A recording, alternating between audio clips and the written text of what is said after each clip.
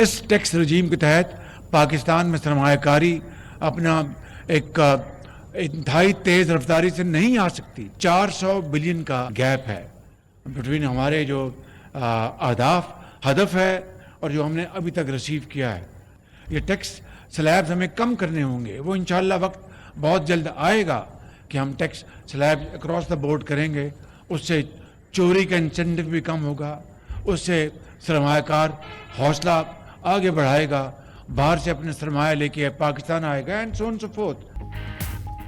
وزیر اعظم شہباز شریف کا ٹیکس سلیب میں کمی لانے کا عندیہ. کہا ہمارا ٹیکس نظام کاروبار چلنے نہیں دے رہا. موجودہ ٹیکس سسٹم کے تحت بڑی غیر ملکی سرمایہ کاری بھی نہیں آ سکتی. ہمیں ٹیکس سلیب کم کرنا ہوں گے. اس سے ٹیکس چوری میں کمی آئے گی. ٹیکس ہدف اور وصولی میں 400 ارب روپے کا گیپ ہے. بوسیدہ نظام کی وجہ سے ماضی میں جو ہوا اس پر رونا دھونا بے سود ہے. معاشی بہتری کے لیے سب کے ساتھ بیٹھنے کے لیے تیار ہوں. میکرو لیول پر استحکام آ چکا, اب اکنامک گروتھ کی طرف بڑھنا ہے. چاہتا ہوں شرح سود 6% پر آ جائے. کراچی میں تقاریب سے خطاب. وزیر اعظم نے پاکستان اسٹاک ایکسچینج کا دورہ کیا. پورٹ پر فیس لیس کسٹمز اسسمنٹ سسٹم کا افتتاح بھی کیا. کہا کسٹمز میں جدید خودکار نظام بڑی کامیابی ہے. انسانی مداخلت کم ہونے سے چوری میں کمی آئی گی. کلیئرنس کا عمل بھی 107 گھنٹے سے کم ہو کر 19 گھنٹے پر آ گیا ہے. وزیر اعظم کی سندھ حکومت کو وفاق سے ڈسکوز لینے کی پیشکش. تمام ڈسکوز صوبوں کے حوالے کرنے کو تیار. وزیر اعظم کی ملکی ترقی اور عوامی فلاح کے لیے آغا خان فاؤنڈیشن کی خدمات کا اعتراف. کتاب مینول آف کلینیکل کی تقریب رونمائی میں شرکت. کہا بطور وزیر اعلیٰ پنجاب PKLI برن سینٹر جیسے عالمی معیار کے ادارے بنائے. سندھ میں بھی SIUT جیسے متعدد قابل قدر ادارے عوام کی خدمت کر رہے ہیں. شعبہ صحت میں مزید بہتری کے لیے بھی کوشاں ہیں. وزیر اعظم شہباز شریف سندھ کے سینئر وزیر شرجیل انعام میمن کے گھر بھی گئے.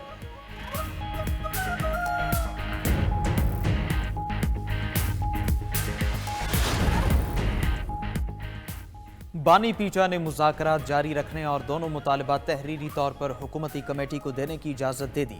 چیئرمین PTI بیرسٹر گوہر کی اڈیالہ جیل کے باہر میڈیا سے گفتگو. کہا بانی پیٹا نے کہا مذاکرات کے لیے تیسری نشست ضرور ہونی چاہیے. ڈیل کا تاثر بانی چیئرمین زائل کر چکے ہیں. اپوزیشن لیڈر عمر ایوب کا ایک بار پھر بانی سے پرائیویسی میں ملاقات کرانے کا مطالبہ. کہا بانی PTI سے ایسی جگہ پر ملاقاتیں کروائی جائیں جہاں نگرانی کا کوئی خوف نہ ہو. اسد قیصر نے کہا جن مذاکرات میں بانی PTI شامل نہیں ہوں گے ان کا کوئی فائدہ نہیں ہوگا. اگر حکومت سنجیدہ ہے تو ملاقات میں تعطل نہ لائے. سینیٹر شبلی فراز نے حکومت کو کٹ پتلی قرار دے دیا. کہا تحریک انصاف مذاکرات ڈیل کے لیے نہیں بلکہ ملک و قوم کے لیے کر رہی ہے.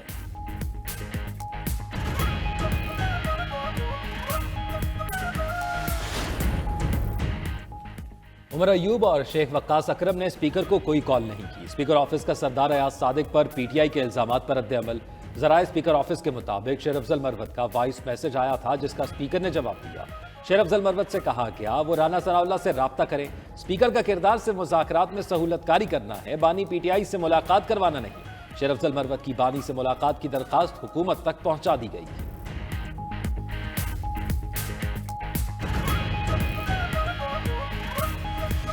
اس کی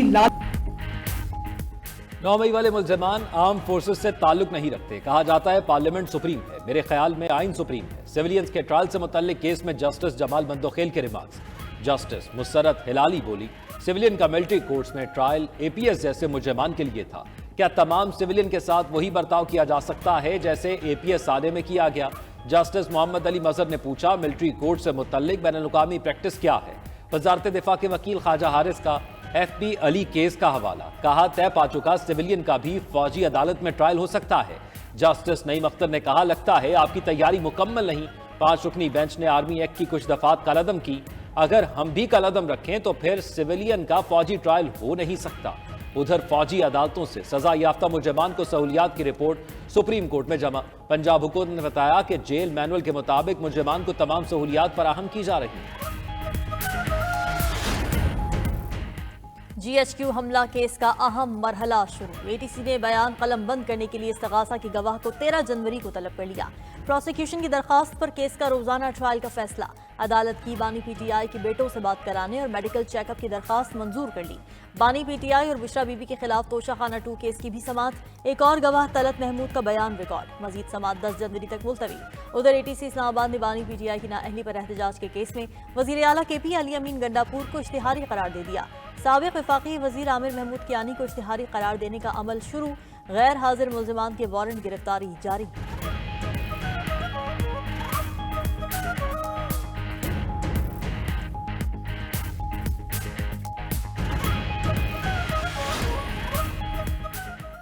پاکستان دنیا کی 24ویں بڑی معیشت بن چکا تھا، بدقسمتی سے ہم سے پہلے والوں نے اس کو 47ویں نمبر پر لا کھڑا کیا۔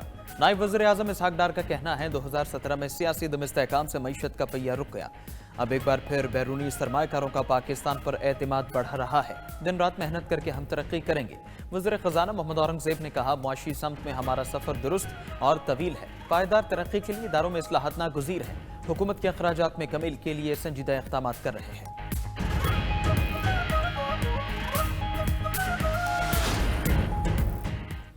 مذاکرات نہ ہوئے تو اس کا نقصان خود پی ٹی آئی کو ہوگا، پہلے ہی کہہ دیا تھا پی ٹی آئی مذاکرات آگے نہیں بڑھنے دے گی۔ پی ٹی آئی بات چیت سے مسئلہ حل ہی نہیں کرنا چاہتی۔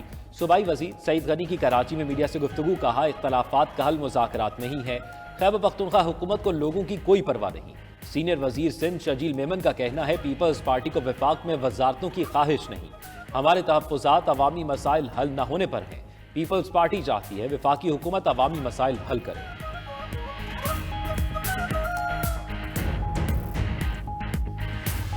ٹارگٹ اچیو جو ہمارے فری لانسر بچے ہیں وہ ٹارگٹ ہی اچیو نہیں کر پا رہے۔ ویری امپورٹنٹ کہ ان کو ایٹ لیسٹ بیسک جو ان کا رائٹ ہے کہ انٹرنیٹ کی فیسلٹیز جو ہے فاسٹر سے فاسٹر دی جائے۔ ہمیں بہت زیادہ ڈیفیکلٹیز دیکھنی پڑتی ہے۔ فار ایگزامپل ہم اگر نیوز دیکھنا چاہیں نا تو ہم نیوز ادھر انٹر کریں تو نیوز وہ نہیں آتی، تو اس سے لوگ کا رسک بھی خراب ہو رہا ہے۔ جو ہمارے پاس جو لوگ رابطہ کر رہے وہ بھی نہیں آ رہے، اور ہمارے جو پلیٹ فارم ہے سب کچھ ہمارے وہ پیسے بھی ضائع ہو رہے اور سب کچھ ختم ہو رہا ہے ہمارا۔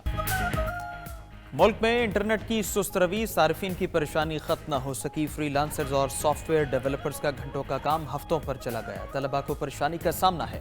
ادھر پی ٹی آئی کی تحقیقات میں مزید نکات سامنے آ گئے۔ رپورٹ کے مطابق انٹرنیٹ میں خلل کے دوران وی پی این کا استعمال کئی گنا بڑھا، وی پی این کے زیادہ استعمال سے انٹرنیٹ مزید سست ہوا۔ وی پی اینز مقامی سی ڈی اینز کو نظر انداز کرتے ہیں، جس سے انٹرنیٹ انفراسٹرکچر پر دباؤ بڑھ جاتا ہے۔ وی پی اینز کے استعمال سے ہر میگا بائٹس کا خرچ $1 ہوتا ہے۔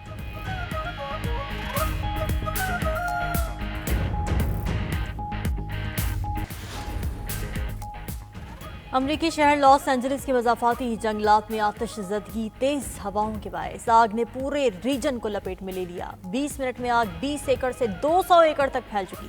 اب تک 3000 ایکڑ اراضی پر سب کچھ جل کر خاکستر ہو گیا۔ 1400 سے زائد فائر فائٹرز آگ کو قابو کرنے کی کوششوں میں مصروف۔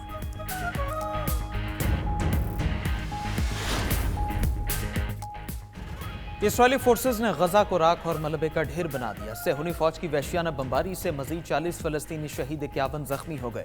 امریکن ہسٹوریکل ایسوسی ایشن نے صہیونی بربریت کے خلاف قرارداد منظور کر لی۔ امریکی ادارے نے قرارداد میں کہا غزہ میں اسرائیلی جارحیت نے تعلیمی نظام کو بھی تباہ کر دیا۔ اسرائیل نے جان بوجھ کر غزہ کی تمام 12 یونیورسٹیز، آرکائیوز، ثقافتی مراکز کو تباہ کیا۔ غزہ کے 80% اسکولوں کی تباہی سے 6 لاکھ سے زائد بچے تعلیم سے محروم ہو گئے۔ ادھر امریکہ اور برطانیہ کی یمن کے صوبوں عمران اور صنعاء میں 7 مقامات پر حملے، حوثیوں کے زیر زمین ہتھیاروں کے ذخیروں کو تباہ کرنے کا دعویٰ۔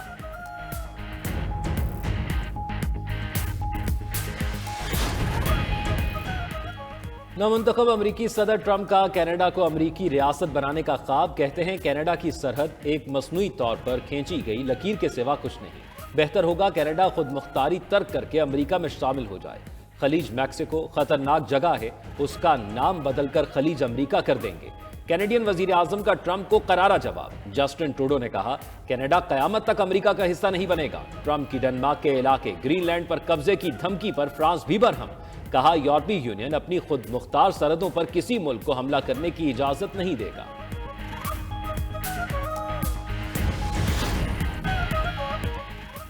اسپیس ایکس اور ٹیسلا کے بانی ایلان مسک دنیا کے امیر ترین شخص بن گئے۔ فوربس کی جاری رپورٹ کے مطابق مسک کی مجموعی دولت $425 ارب سے تجاوز کر چکی۔ جیف بیزوس $241 ارب کے ساتھ امیر ترین افراد کی فہرست میں دوسرے نمبر پر موجود۔ دنیا کے تیسرے امیر ترین شخص کا اعزاز میٹا کے بانی مارک زکربرگ کے پاس ہے۔ مارک زکربرگ کی دولت $217.7 ارب تک پہنچ گئی۔